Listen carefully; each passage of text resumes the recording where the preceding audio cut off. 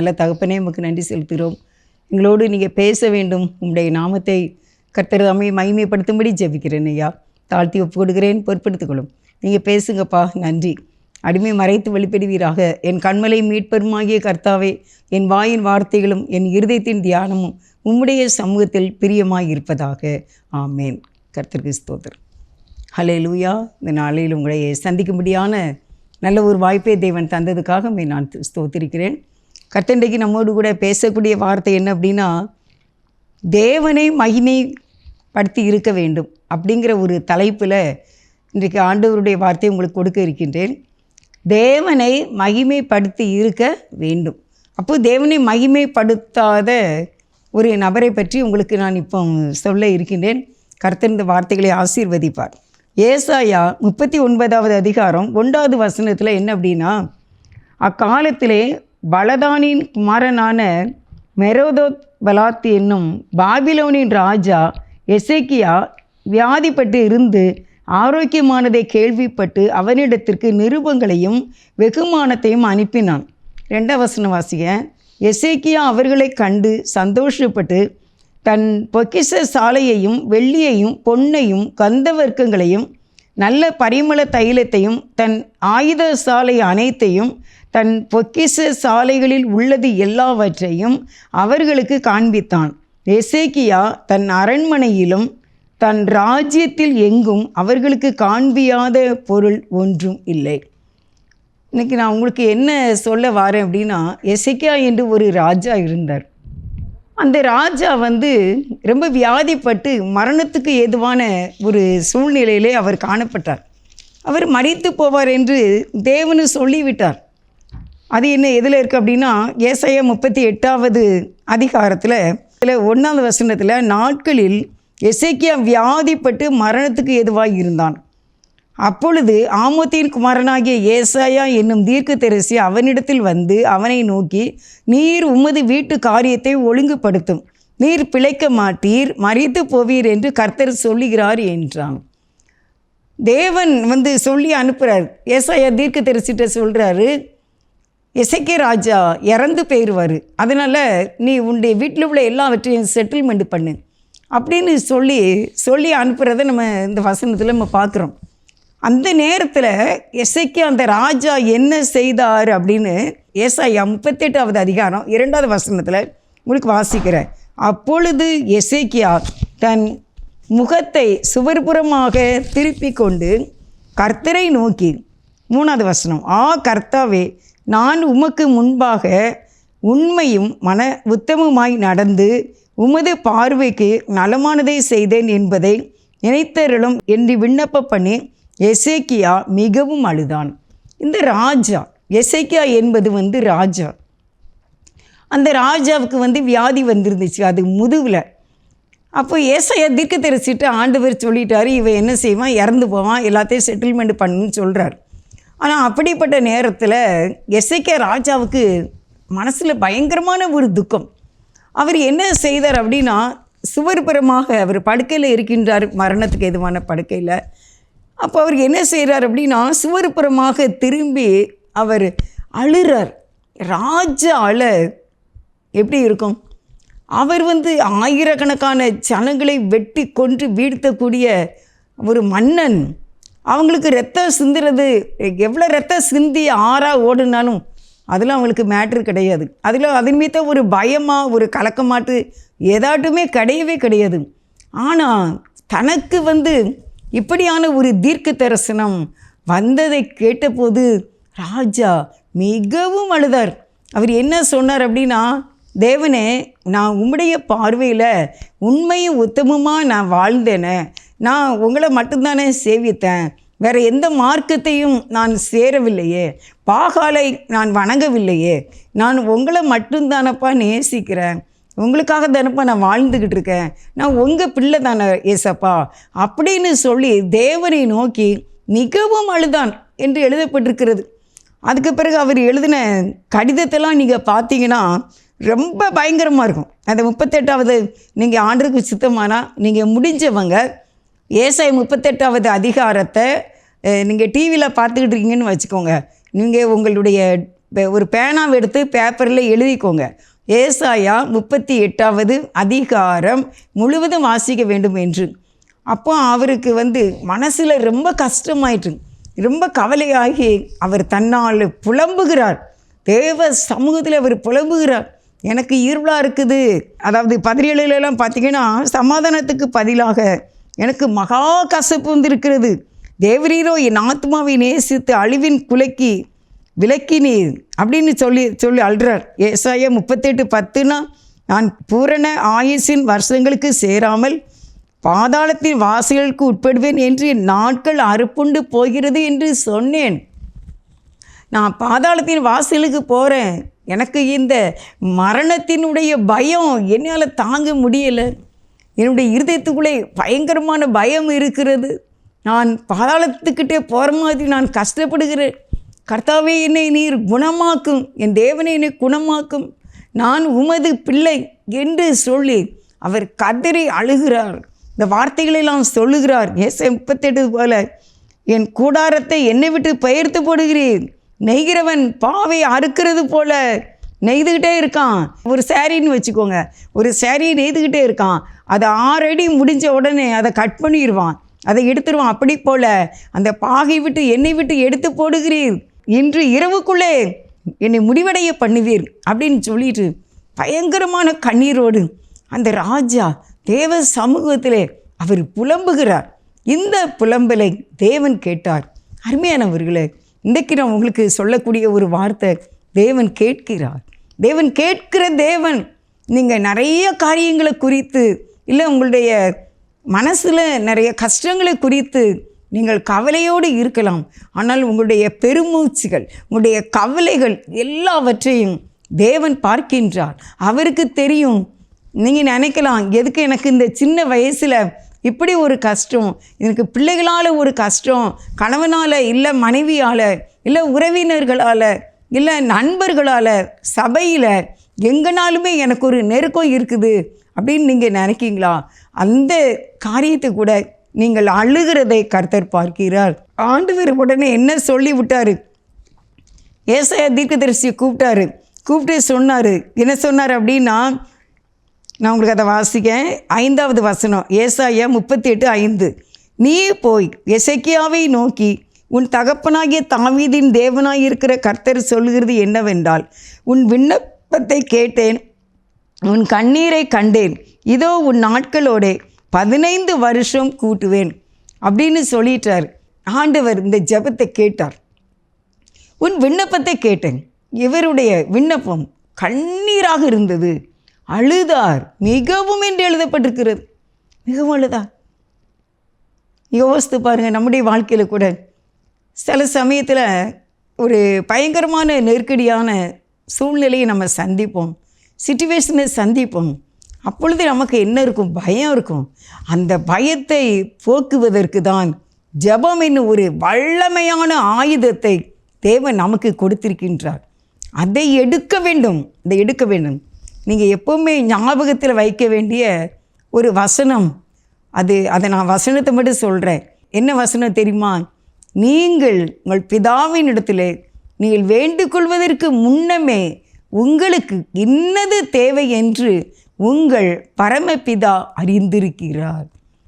நம்ம ஜெபிக்க ஆரம்பிக்கிறதுக்கு முன்னாலேயே அவருக்கு தெரியும், தேவனுக்கு தெரியுமா. இப்போ நான் கிளம்புறதுக்கு நான் தலை சீவிக்கிட்டு இருந்தேன். தலை சீவிக்கிட்டு இருக்கும்போது அப்படியே என் மனசுக்குள்ளே, ஆண்டவரே, நான் இப்போ ரெக்கார்டிங்கு போகிறேன், ஷூட்டிங் எடுப்பாங்க, நம்முடைய வார்த்தைகளை நான் எடுத்திருக்கின்றேன் ஒரு வார காலமாக. ஆண்டவரே, இந்த அருமையான கிராஸ் டிவியில் உம்முடைய வார்த்தை நான் கொடுக்க வேண்டும், அதை தம்முடைய பிள்ளைகள் கேட்டு அவர்கள் பலனடைய வேண்டும். செய்தியை கேட்டுக்கொண்டு இருக்கும்போதே அவங்களுக்கு விடுதலை கிடைக்கணும், அவங்க சந்தோஷப்படணும், அவங்களுக்கு அதாவது ஸ்பாட் இமீடியட்லி அந்த நேரத்திலேயே அவர்களுக்கு நீங்கள் அற்புதங்களை செய்ய வேண்டும். ஏதோ கேட்டு நல்லா இருந்துச்சு அப்படின்னு இல்லை, ஆனால் ஒரு ரிலீஃப் உண்டாக வேண்டும் அவங்களுடைய வாழ்க்கையில். அவங்களுக்கு பலவீனம் இருந்தால் அது சுகமாக வேண்டும். சில பேருக்கு என்ன கஷ்டம் இருக்குது அப்படின்னா, வெளியிருந்து எந்த பிரச்சனையும் இருக்காது. வெளியே உள்ள நண்பர்களோ, உறவினர்களோ, பெற்றோரோ, இல்லை சகோதரனோ, தாய் தகப்பனோ, எல்லாருமே அன்பாக இருப்பார்கள். ஆனால் உள்ளத்தில் பலவிதமான போராட்டங்களை சாத்தான் கொண்டு விடுவான். கடந்த நாள் எங்களுடைய ஆலயத்தில் ஒரு சகோதரியை கூட்டு வந்தாங்க. நீங்கள் கொஞ்சம் இவங்ககிட்ட கவுன்சிலிங் பண்ணுங்கள், ப்ரேயர் பண்ணி விடுங்க அப்படின்னு சொன்னாங்க. அப்போ அந்த பிள்ளைக்கு உடைய பிரச்சனை என்னன்னு பார்த்தீங்கன்னா, மனதில் போராட்டம். வெளியே நல்லா இருக்கா, நல்ல பிள்ளைகள், எந்த கஷ்டமே எனக்கு இல்லை அப்படிங்கா, எந்த துன்பமே எனக்கு இல்லை, ஆனால் மனதில் போராட்டம். அப்போ எந்த போராட்டமாக இருந்தாலும் தேவனால் அதை நீக்க முடியும். சில பேருக்கு வந்து மனசுக்குள்ளே எந்த பிரச்சனையுமே வராது, வெளியிருந்து தான் வரும். வெளியிருந்து வர்றது ரொம்ப ஈஸி. அது என்ன செய்தால் சரியாகும் அப்படின்னா, அன்பாக இருந்தால் போதும், நம்மளை நம்ம தாழ்த்தினா போதும், சகித்துக்கிட்டா போதும், மன்னிச்சிட்டா போதும், கொஞ்சம் பொறுமையாக இருந்துட்டா போதும், அவ்வளோதான். வெளியிருந்து வருகிற எதுவானாலும் சரி சகிக்கக்கூடிய, அதான் விசுவாசிக்கிறவன் என்ன செய்வான், சகிப்பான், நம்புவான், பொறுத்து கொள்வான், விட்டு கொடுப்பான், அப்படி இருப்பாங்க. அவங்களுக்கு அது பிரச்சனையே கிடையாது.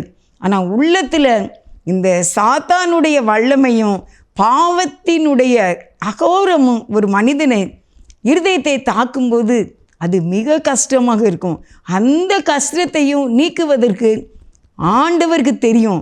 அதான் அவர் சொல்லியிருக்காரு, நீங்கள் உங்கள் பிதாவை நோக்கி வேண்டிக் கொள்வதற்கு முன்னமே உங்களுக்கு இன்னது தேவை என்று பிதா அறிந்திருக்கிறார். எப்படியான ஒரு வார்த்தை! விசுவாசிக்கீங்களா? நீங்கள் ஜெபிக்கணும்னு ஸ்தோத்திரப்பான்னு சொல்லும்போதே உங்களுக்கு இது தேவைதான ஆண்டவர் அறிவார். அவ்வளோ நல்ல அன்புள்ள தேவன். இன்றைக்கி 2 நாட்களாக, செவ்வாய்க்கிழமை, அது பிறகு புதன்கிழமை, இன்றைக்கி நான் வியாழக்கிழமை இந்த இடத்துல உட்காந்துருக்கேன். புதன்கிழமை எனக்கு காலையில், செவ்வாய்க்கிழமையில் இருந்த அன்பு அப்படியே ஒரு மனசுக்குள்ளே எனக்கு ஓடிக்கொண்டே இருந்தது. அன்பு தான் இந்த உலகத்தில் பெரியது, அன்பில்லாதவன் தேவனை அறியான். அன்போடு இந்த உலகத்தில் இருந்தால் நிறைய பிரச்சனையை நம்ம கேன்சல் பண்ணிடலாம். அன்பு இல்லாததுனால, சகிக்க முடியாததுனால, தாங்க முடியாததுனாலையும் சில மன கஷ்டங்கள் நமக்கு. நீங்கள் உடனே அதெல்லாம் ஒரு குப்பை மாதிரி எடுத்துக்கிடணும். என்னை நேசிக்கலை, எனக்கு வரவேற்பு கொடுக்கல, எனக்கு மரியாதை தரல, என்னை கண்டுக்கிடவே இல்லை அப்படின்லாம் சொல்லி அதெல்லாம் நான் சொல்வேன் ஒரு அன்னுடைய கிருவினால அதெல்லாம் ஒரு குப்பை மாதிரி தான். அந்த குப்பை எதுக்கு இந்த தேவன் வசிக்கக்கூடிய அழகான இந்த ஆலயத்துக்குள்ளே கொண்டு வரவே கூடாது. அதையெல்லாம் என்ன செய்யணும், சரி பரவாயில்ல இருக்கட்டும்.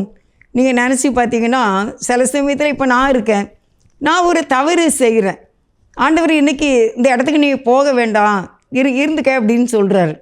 ஆனால் அதையும் மீறி நான் போயிட்டேன்னு வச்சுக்கோங்களேன், போயிட்டு வந்த பிறகு மனசுக்கு நல்லாவே இருக்காது, ரொம்ப மனசு கஷ்டமாக இருக்கும். அதை சமாளித்து தேவ சமூகத்தில் போய் மன்னிப்பு கேட்டு ஆண்டவர்கிட்ட சொல்லி, நான் இனிமேல் உங்களுக்கு கீழ்ப்படியுமேப்பா, நீங்கள் எதுனாலும் நல்லதுக்கு தான்ப்பா சொல்வீங்க, நான் உங்களுக்கு கீழ்ப்படியுமேப்பா அப்படின்னு சொல்லி நம்ம கீழ்ப்படியும் போது அந்த சமாதானம் வரும்.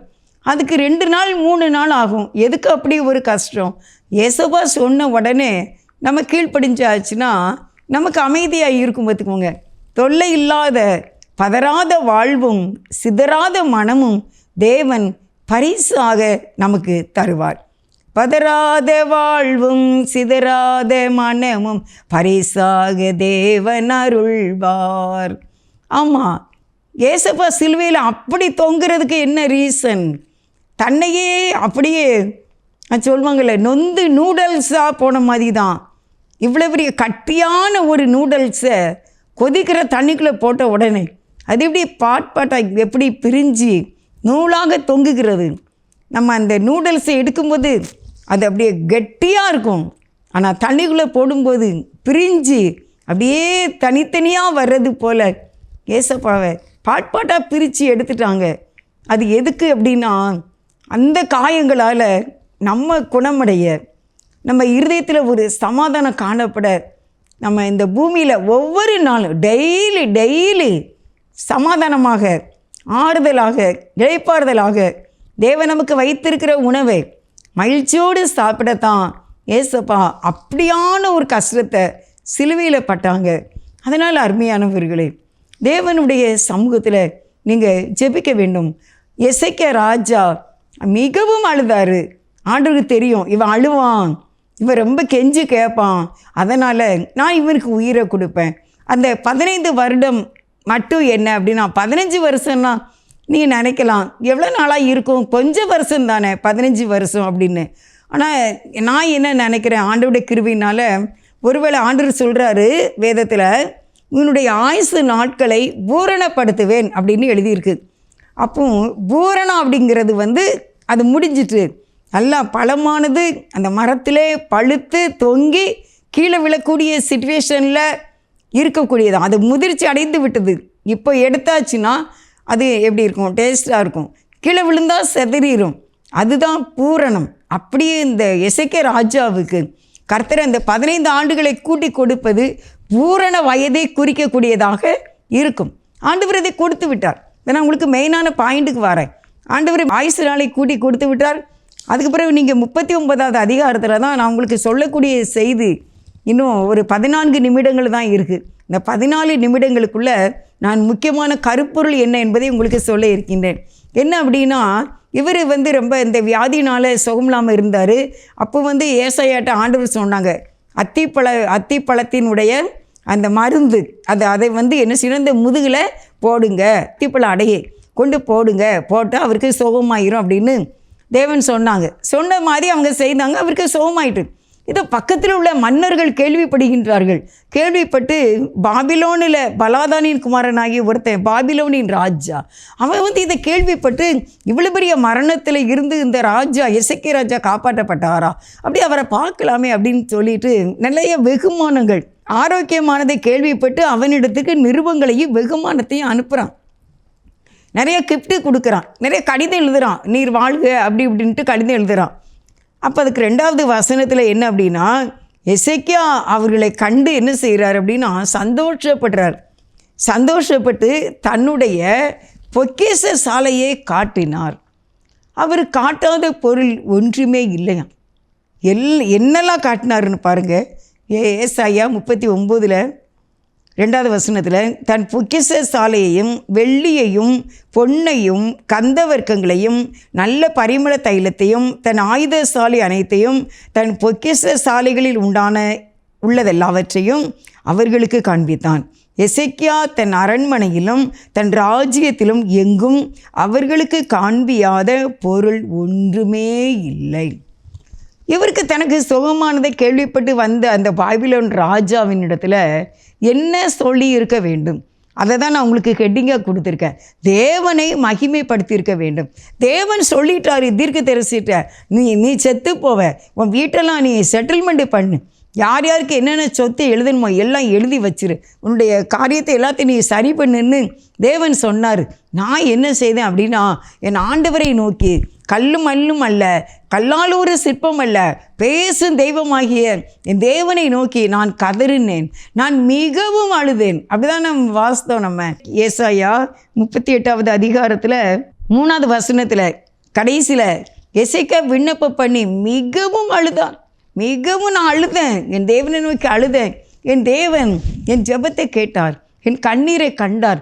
அவர் சொல்லிட்டாரு, நீ செத்து போவேன்னு சொன்ன அந்த ஏசாயா தீர்க்கதரிசியின் இடத்துல நீ போய் சொல்லு, அவன் பழச்சிக்கிடுவான், என்ன நான் அவனுக்கு 15 வருஷம் கூட்டி கொடுப்பேன், அவன் அதுக்கு அடையாளமாக 3வது நாள் அவன் ஆலயத்துக்கு போவான் அப்படின்னு சொல்லியிருந்தாங்க.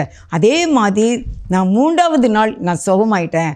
3 நாளையில் நான் சுகமாகி நான் தேவனுடைய ஆலயத்துக்கு நான் போனேன். போய் நான் கர்த்தருக்கு நன்றி சொல்லிட்டு வந்தேன். இப்படியான ஒரு அற்புதம் எனக்கு நடந்துச்சு.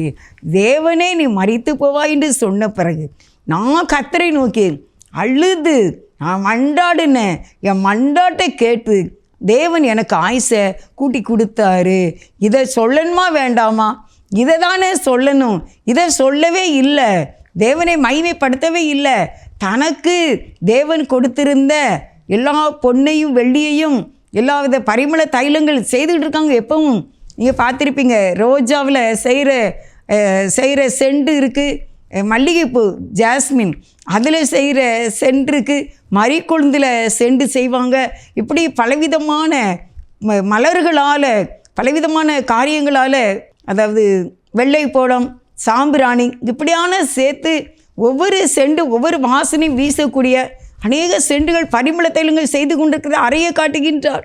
ராஜாவோட யுத்தத்துக்கு செய்யக்கூடிய ஆயுத சாலை. இப்போ நம்ம கன்று அப்படியே வச்சுருக்காங்க, வெடிகுண்டு வச்சுருக்காங்க. அந்த காலத்தில் அப்படி இல்லை. அந்த காலத்தில் அருவா, பலவிதமான கத்திகள், அப்படியே ஒரே வெற்றில தலை பெய்கிறோம். அப்படிப்பட்ட ஆயுதங்கள் செய்யக்கூடிய ஆயுத சாலையை காட்டுகின்றார். ஓ, இவன் இவ்வளவு ஆசீர்வாதமாக இருக்கின்றானா, எவ்வளத்தையும் நம்ம என்ன செய்திடணும், கொண்டு போயிடணும் அப்படின்னுட்டு பொறாமை ஆகிவிட்டது அந்த பாபிலோன் ராஜாவுக்கு. ஆனால் இந்த ராஜாவுக்கு, எசேக்கியா ராஜாவுக்கு ஒன்றுமே தெரில. அவர் காட்டாத பொருள் ஒன்றும் இல்லைன்னு சொல்கிறார். ஏசாயா தீர்க்கதரிசிட்ட ஆண்டவருக்கு எவ்வளோ துக்கமாக இருந்திருக்கும், இவன் எவ்வளோ சோமில்லாமல் இருந்தான். தேவனை சொல்லியிருக்க வேண்டாமா? அப்போ இதில் என்ன ரீசன் மறைவாக இருக்கிறத நான் உங்களுக்கு சொல்கிறேன். ஆண்டவருடைய கிருபையினால் அவன் என்ன செய்வான், அவனுக்கு ஒரு நாள் ஏதாட்டு பிரச்சனை வந்துச்சுன்னா அப்போ அவன் என்ன செய்வான், எசேக்கியா ராஜாவுக்கு அன்றைக்கி சௌவீனமாக வந்துச்சுல்ல, சௌமில்லாமல் இருந்துச்சுல்ல, அப்போ எசேக்கியா ராஜா அவனுடைய தேவனை நோக்கி ஜெபம் பண்ணார். அந்த ஜெபத்தை கேட்டு தேவன், அவனுடைய தேவன் அவனுக்கு தீர்க்க ஆயுசை கொடுத்துட்டார, ஆயுசு நாட்களை பூரணப்படுத்திட்டார. அப்போ நமக்கு பிரச்சனை வருது, நம்ம பிள்ளைக்கு பிரச்சனை வருது, நம்மளும் எசேக்கியா ராஜாவுடைய தேவனை கூப்பிடலாமே அப்படின்னு சொல்லி நினச்சிருப்பான்ல. நினச்சிருப்பான்னா நினச்சிருக்க மாட்டானா? ஆனால் இவர் அதை காட்டாமல் தனக்குள்ள செல்வங்களை, பெருமைகளை, சொகுசான வாழ்க்கையை காட்டிட்டாரு. அவனுக்கு பொறாமை வந்துட்டு, ரைட்டு எல்லாத்தையும் கொண்டு போயிடலாம் மனசுக்குள்ளே அவன் தீர்மானம் பண்ணி போய்விட்டான்.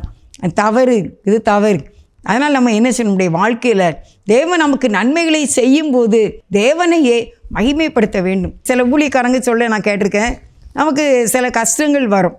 பண கஷ்டம்னு வச்சுக்கோங்க, ரொம்ப கடனில் நம்ம கஷ்டப்படுறோம். அப்போ அது கஷ்டப்பட்ட பிறகு ஜெபிக்கிறோம். ஜெபிக்கும் போது தேவன் என்ன செய்வார் அப்படின்னா, அந்த கஷ்டத்துலேருந்து வெளியே கொண்டு வந்துடுவார்.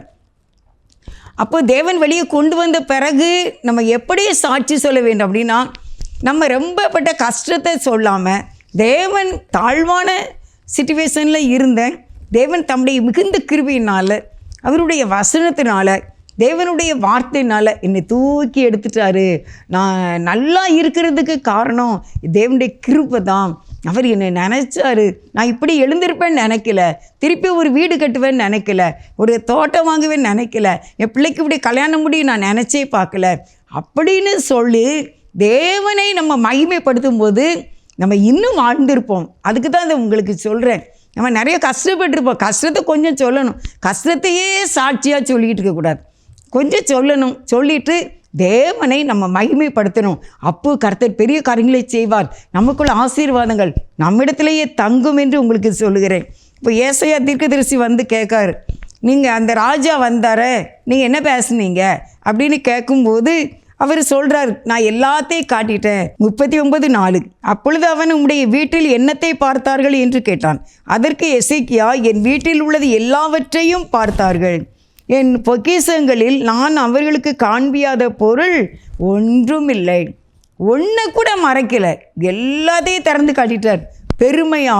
பெருமையாக நான் எப்படி இருக்கேன் அப்படின்ட்டு. ஆனால் நீ அதுக்கு முன்னால் எந்த கட்டத்தில் இருந்தீங்க, நீங்கள் எந்த சிச்சுவேஷனில் இருந்தீங்க, இவ்வளவு இருந்தாலும் அனுபவிக்க முடியுமா? அந்த உயிர் இல்லைன்னா அந்த உயிரை தந்த அந்த தேவனாகிய கர்த்தரை எப்படியாய் மகிமைப்படுத்தியிருக்க வேண்டும். அருமையானவர்களை, நீங்களே யோசித்து பாருங்கள். சொல்லியிருக்கலாமா, சொல்ல வேண்டாமா? இதெல்லாம் ஒன்றும் கிடையாது, இதெல்லாம் அற்பம். கடைசியில் ஏசாயா தீர்க்கதரிசி சொல்கிறாரு, இது ஒன்றுமே இனிமேல் உனக்கு இருக்காது. அடுத்த வசனம் வாசிக்கிறேன், 5. அப்பொழுது ஏசாயா எசேக்கியாவை நோக்கி, சேனைகளுடைய கர்த்தரின் வார்த்தையை கேளும். இதோ நாட்கள் வரும், அப்பொழுது உன் வீட்டில் உள்ளதிலும் உன் பிதாக்கள் இந்நாள் வரைக்கும் சேர்த்ததிலும் ஒன்றும் மீதியாக வைக்கப்படாமல் எல்லாம் பாபிலோனுக்கு கொண்டு போகப்படும். அவன் பிளான் பண்ணிட்டான் அப்படின்னு சொல்லி தேவனுக்கு தெரிஞ்சிட்டு அதை ஏசாயா தீர்க்கதரிசிக்கு தேவன் வெளிப்படுத்திட்டாரு. பாரு, அவன் தேவனை மகிமைப்படுத்தாமல் அவன் தன்னுடைய பொக்கிஷங்களை, செல்வங்களை பெருமையாக காட்டிட்டானா, இப்போ அந்த ராஜா எல்லாத்தையும் கொண்டு போயிடுவான், ஒன்று கூட இருக்காது அப்படின்னு சொல்லி, உன்னுடைய பிள்ளைகள், உன்னுடைய கற்பப்பிறப்பான பிள்ளைகள் கூட சிலர் பாபிலோன் அரண்மனையிலே வேலைக்காரங்களாக இருப்பாங்க அப்படின்னு சொல்கிறார். எசேக்கியாவை பார்த்து சொன்னார். அவர் அதுக்கு எசேக்கியா ராஜா என்ன சொன்னார்னா, அப்படியா, சரி, அந்த வார்த்தை நல்லது தான், நான் என்ன செய்ய காட்டிட்டேன். ஆனால் இதில் ஒன்று அது ஒரு எக்ஸ்கியூஸுமே கேட்கல. உடனே எசேக்கியாவை நோக்கி சொல்லியிருக்கணும், எனக்காண்டி நீங்கள் ப்ரேயர் பண்ணுங்கள். நான் இப்பவும் ப்ரேயர் பண்ணுவேன். இல்லை, என் பொருள் போகவே கூடாது. எதுக்கு என் பொருள் போகணும்? தேவன் எனக்கு கொடுத்தது, என் பிதாக்களுடைய சம்பாத்தியத்தை தேவன் எங்களுக்கு ஆசீர்வதித்து கொடுத்தார். போகவே கூடாது, நான் விடவே மாட்டேன் அப்படின்னு திருப்பி தேவ சமூகத்தில் அதை மண்டாடி கேட்க தெரியாமல் விட்டுட்டார். அவர் சொல்கிறார், சரி என்ன செய்ய இருக்கட்டும், நான் வாசித்து காட்டிடுறேன். 39வது அதிகாரம் ஏசாயாவில் 8வது வசனம். அப்பொழுது எசேக்கியா ஏசாயாவை நோக்கி, நீர் சொன்ன கர்த்தருடைய வார்த்தை நல்லது தான் என்று சொல்லி என் நாட்களிலாவது சமாதானமும் உண்மை இருக்குமே என்றான். சரி பரவாயில்ல, என் காலத்தில் நான் நல்லா இருப்பேன்ல அப்படின்னு சொல்கிறார். ஆனால் உன் பிள்ளை, உன் கற்பத்தில் பிறந்த பிள்ளை பாபிலோன் ராஜாட்ட வேலைக்கு போயிடும். ஒரு ராஜகுமாரன், ஒரு இளவரசன், இன்னொரு அடிமைத்தனத்தினுடைய ராஜாவிட்ட போய் உன் பிள்ளை வேலை பார்ப்பான்னு சொல்லும்போது, நீ சுகமில்லாமல் இருக்கும்போது அழுதது போல இப்பொழுது அந்த ராஜா அழுது ஜெபம் பண்ணி இருந்தால் ஆண்டவர் அதையும் கேட்டிருப்பார், அந்த விண்ணப்பத்தை கேட்டிருப்பார். வாழ்க்கையில் ஒரு முறை தான் தேவன் உதவி செய்வாரா? இல்லை, எத்தனை முறையும் நம்ம அவரை நோக்கி கூப்பிடுகிற டெய்லி நம்ம கூப்பிடும் பொழுது ஜெபத்தை கேட்பார். எந்த ஒரு உங்களுடைய தேவைகளுக்கும் இது நம்ம கிடைக்காது, இது நடக்காது, இது சுகமாகாது, இது நம்ம வராது அப்படின்னு சொல்லி ஒரு முற்றுப்புள்ளி வைக்கவே வைக்காதீங்க. எப்படி நானும் எத்தனை முறை கூப்பிட்டாலும் என் தேவன் எனக்கு உதவி செய்வார். நான் மனுஷரை பிரியப்படுத்துறது, அவர் மனுஷரை தான் பிரியப்படுத்தினாலும் நான் எழுதி வச்சுருக்கேன். தேவன் அந்த ஜெபத்தை கேட்டு அற்புதம் செய்தார். அதை மறந்து மனுஷர்களை பிரியப்படுத்தினார் ராஜா. நாமும் அப்படி தேவனுடைய கிருபையை மறக்கக்கூடாது. அப்படியானால் இன்னும் நமக்கு உயர்வு கிடைக்கும். அப்போ இவர் அன்றைக்கு தேவனை மட்டும் மகிமைப்படுத்தியிருந்தாச்சுன்னா இந்த செல்வங்கள் பெயருக்காது. தேவன் கண்டிப்பாக ஆசீர்வதிச்சிருப்பார். இல்லை எக்ஸ்கியூஸ்மே கேட்டிருக்கலாம், மன்னிப்பு கேட்டிருக்கலாம். ஏசாயா தீர்க்க தெளிச்சிட்ட, ஐயோ நான் இப்படி காட்டிட்டேனே அப்படிங்கிற ஒரு மனஸ்தாபம் இல்லை, ஒரு பதஷ்டம் இல்லை. ஐயோ பொருளாக பெயருமே, இவ்வளோ செல்வங்கள் பெயருமே, என் பிள்ளைலாம் அந்த ராஜாட்ட வேலைக்காரலாம் பெயருவாங்களே, பாவம்லாம் என்னுடைய குற்றத்தினால என் பிள்ளைங்க வேலைக்காரங்களா பெயருவாங்களா? வேண்டாம் தீர்க்க தரிசி ஆனவரே, நீங்கள் எப்படியாவது நான் எனக்கு ப்ரேயர் பண்ணுங்க, நான் ப்ரேயர் பண்ணுவேன், நான் அழுவேன், நான் ஆண்டவர்கிட்ட கேட்பேன், எனக்கு ஜீவனை கொடுத்தாருலா, அப்போ என் பிள்ளைகளை நீங்கள் காப்பாற்றணும், என் பிள்ளைகளை நான் அடிமைத்தனத்துக்கு ஒப்பு கொடுக்க மாட்டேன் என்று சொல்லி ஜெபித்திருக்க வேண்டும். நம்ம குறையா நான் சொல்லலை, இப்படி செய்திருந்தா நான் ஆண்டவர் எனக்கு சொன்னதை எழுதியிருக்கேன். அப்படியானால் இன்னும் நமக்கு உயர்வு கிடைக்கும். அதனால தான் அருமையானவர்களே, இன்றைக்கு தேவ சமூகத்தில் நம்ம ஜெபிக்க வேண்டும். எல்லா சூழ்நிலையிலையும் நெருக்கத்திலையும் நீங்கள் கர்த்தரை நோக்கி பாருங்கள், கர்த்தரை நோக்கி ஜெபம் பண்ணுங்கள். எந்த சிச்சுவேஷனாக இருந்தாலும் சரி ஜெபம் பண்ணும்போது தேவன் கேட்பார். அவர் சொல்கிறார், ரொம்ப எனக்கு பிடித்தமான ஒரு வசனம், நீ அறையை பூட்டி அந்தரங்கத்தில் இருக்கிற பிதாவை நோக்கி ஜெபம் பண்ணு, அவர் உனக்கு வெளியரங்கமாய் பலன் கொடுப்பார். ஸ்ட்ராங்கான ஜெபம், அறையை பூட்டி ஜெபிக்க வேண்டும். டோர் காட்டனை போட்டு மறைச்சி உள்ளே உட்கார்ந்து ஜெபிக்க வேண்டும். ஆண்டவர் சொல்கிறார், அப்படி நீ ஜெபித்தாயானால் உனக்கு நான் வெளியரங்கமாக பதில் கொடுப்பேன். திருமண காரியத்துக்காக ஜெபிக்கிறீர்களா? தனி அறையில் கண்ணீரோடு ஜெபிங்க, வெளியரங்கமான பலன். பாவத்தில் உங்களுக்கு வெற்றி வேணுமா? விழுந்து போகிறீங்களா? தனியாக அந்தரங்கத்தில் அறையில் ஜெபிங்க, வெளியரங்கமாக நீங்கள் பரிசுத்தம் உள்ளவர்கள் என்ற சாட்சி வரும். நீங்கள் அறையில் அந்தரங்கத்தில் தேவ சமூகத்தில் ஆராதித்து வேதம் வாசித்து பாடி அவரை துதித்து ஆராதிக்கும் போது வெளியரங்கமாய் தேவன் ஊழியத்திலே உங்களை உயர்த்துவார். நீங்கள் யார்கிட்டையும் கடன் வாங்கவே மாட்டீங்க. ஊழியக்காரங்க தயவு செய்து கடனே வாங்கவே கூடாது. அதே சமயத்தில் நான் ஒரு புக்கு படித்தேன், அதில் கூட ஒருத்தர் எழுதியிருக்கார், 2 நாட்கள் தேவ சமூகத்தில் அவர் கண்ணீரோடு ஜெபம் பண்ணி கொண்டே இருந்தாராம் பரிசுத்த ஆவியானவருக்காக. 3வது நாள் தேவன் தம்முடைய ஆவியை அவருக்கு அப்படி கொடுத்திருந்தாராம். பரிசுத்த ஆவியை 2 நாட்கள் விடாத ஒரு ஜெபம்னா அந்த ஆத்துமாவில் எவ்வளவு தாகம் இருந்திருக்கும். அந்த பரிசுத்த ஆவியானவர் தாகத்தோடு இருக்கிறவனுக்கு அவர் கொடுக்கப்படுவார். தாகம் உள்ளவனுக்கு தண்ணீரையும் வறண்ட நிலத்தின் மேல் ஆறுகளையும் ஊற்றுவார். ஏன் தாகம் வேணும்? நான் மதியம் படுத்திருந்தேன், பார்த்துக்கோங்க, என்னுடைய டைம் முடிய போகுது எனக்கு. நான் மதியம் படுத்திருந்தேன், கொஞ்ச நேரம் படுத்திருந்தேன். நான் அடுத்த ரெக்கார்டிங் கிளம்பணும். ஆனால் நான் எந்திக்கும் போதே எனக்குள்ளே ஆண்டவர் ஒரு பாடலோடய நான் எந்திரிச்சேன். பாடலோடு எந்திக்கும் போது தான் நினச்சேன், இது என்னுடையது இல்லை, என்னுடைய சுயமான ஒன்று இல்லை. அந்த பாட்டை நான் இப்போ படிக்கவும் இல்லை. வேறு பாடல்களில் நம்ம படிச்சிருக்கோம். இந்த பாட்டை கூட படிக்கக்கூட இல்லை. ஆனால் அந்த பாடல் அப்படியே எனக்குள்ளே வந்துச்சு. அப்படியே அந்த கல்வாரி காட்சியோடு அந்த பாடலோடு நான் எழுந்திருந்தது. அப்போ தான் நினச்சேன், நம்மெல்லாம் இல்லைப்பா, இது அந்த பரிசுத்த ஆவியானவருடைய அந்த ஜீவ தண்ணீருடைய நதியினுடைய ஊற்று தான். அந்த ஊற்று அடுத்து நான் இன்னொரு காரியத்தை செய்ய போகிறேன் தேவனுக்காக. அப்போ அவர் எனக்குள்ள அந்த ஆவியானவர் என்னோடு கூட இடைப்பட்டு ஸ்திரப்படுத்தி இந்த வார்த்தை கொடுக்கும்படிக்கு அனுப்புகிறார். எங்கள் அம்மா இல்லை, எங்கள் அப்பா இல்லை, எங்கள் அண்ணன் இல்லை, எங்கள் அக்கா இல்லை, யாரும் இல்லை. எங்களை ஆதியில் இயேசுக்குள்ளே வழி நடத்தின தேவனுடைய ஊழியக்காரங்களும் இல்லை.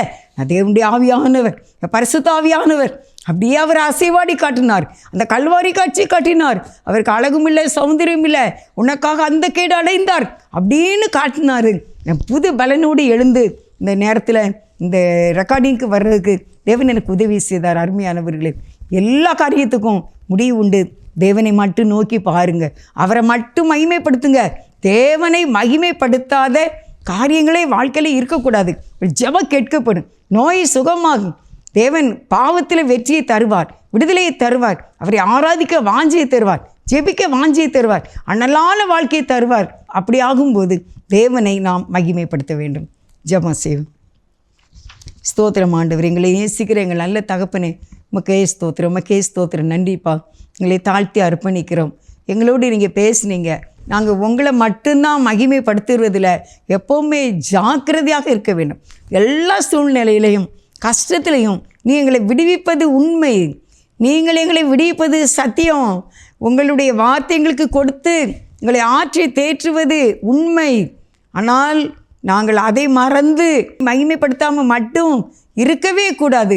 எங்களுடைய லட்சியமே இந்த உயிர் வாழும் நாட்களெல்லாம் என் தேவனை மகிமைப்படுத்த வேண்டும்.